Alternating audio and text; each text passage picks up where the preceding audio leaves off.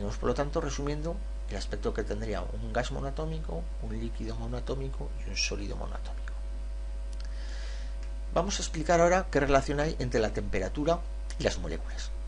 Bueno, sencillamente lo que tenemos que tener en cuenta es que cuanto mayor es la temperatura, mayor es la velocidad a la que se mueven las moléculas.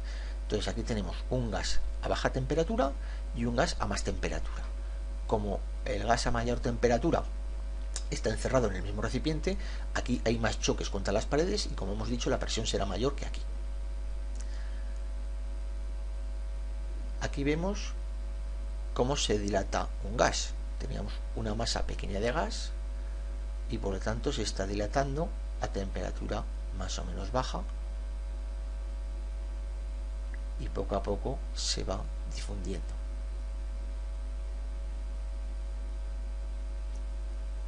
Si sigo aumentando la temperatura, las moléculas se van moviendo cada vez más deprisa, cada vez más deprisa,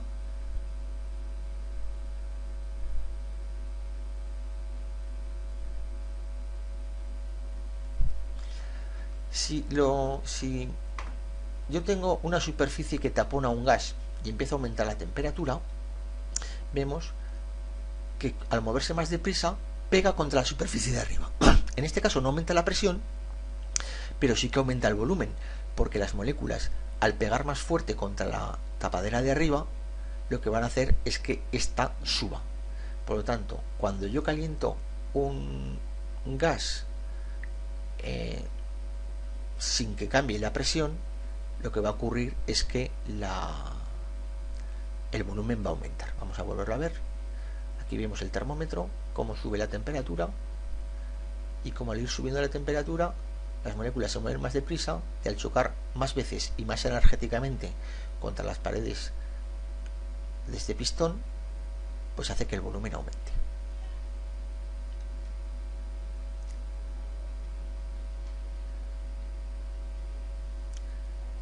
Este sería el resumen del efecto de la temperatura en los gases.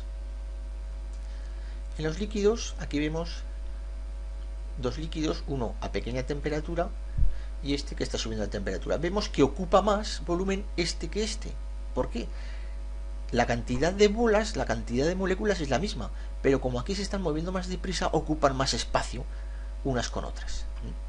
Incluso alguna va saltando y es posible, como veremos en el tema siguiente, que algunas tengan la suficiente energía como para llegar a escaparse. Pero bueno, en todo caso podemos ver baja temperatura, alta temperatura. Aquí vemos una gota de líquido que lo estamos calentando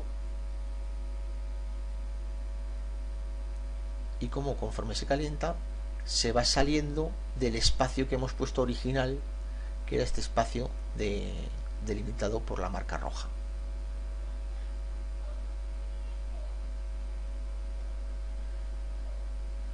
Y aquí tenemos un sólido. Como vemos, esto ya es un sólido porque aquí las moléculas están más o menos quietas y ordenadas, y aquí tenemos el sólido a más temperatura.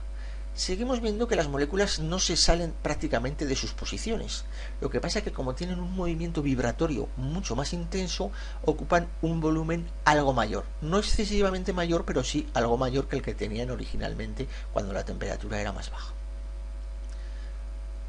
Vemos aquí este sólido que lo vamos calentando.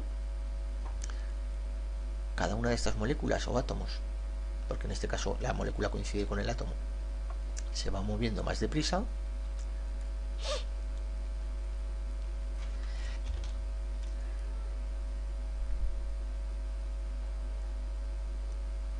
Y conforme se va moviendo más deprisa, se sale algo de la posición originaria que estaba marcada por las señales rojas.